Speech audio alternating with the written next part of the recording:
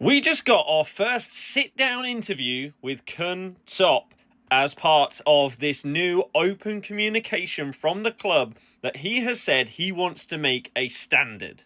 So what are my brief thoughts? Well, on my YouTube channel, I did a full reaction to the entire interview and everything else that we've got as information today. To put it simply, this is great. This is the first step forward for the club, and we're probably going to be talking a little bit more about this in the coming days, so make sure you're following everything to keep up with all of it.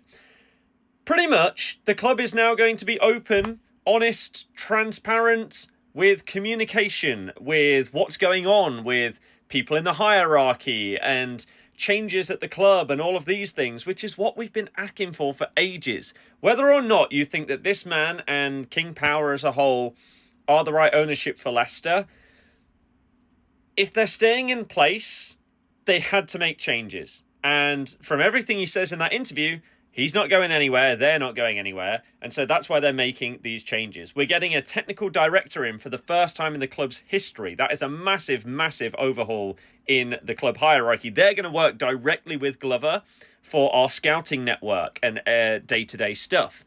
That's huge, because we need it, really. Rudkin is going upstairs, which means his role is going to be a lot more passive.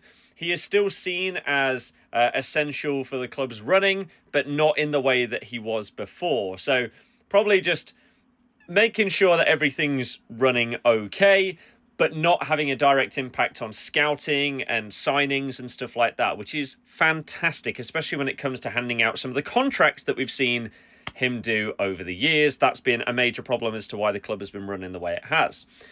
So that's changing. We're getting a new chief executive. We are getting a new communications officer as well. We've also just appointed somebody new at the club that is going to represent Top at the next fan advisory meeting on next Wednesday, because he is still going to be in Thailand for the period of mourning for their late queen, I believe it was. So big changes, big changes inbound for the hierarchy of everything at the club, and a big change. He took blame and said that it was his fault, really, that there hasn't been as much communication. So again, owning up to things. You have to respect it, right?